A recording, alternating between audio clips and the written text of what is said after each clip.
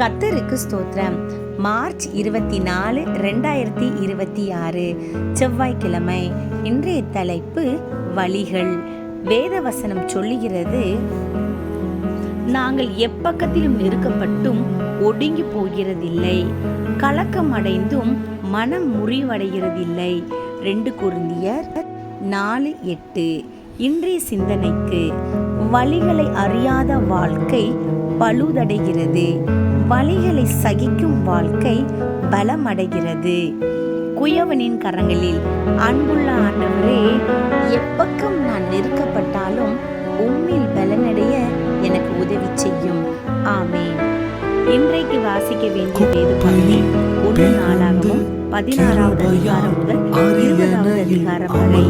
வேதத்தை வாசிப்போம், தேவனை நேசிப்போம். Have a nice day. God bless you. பிறந்து கிருபையால்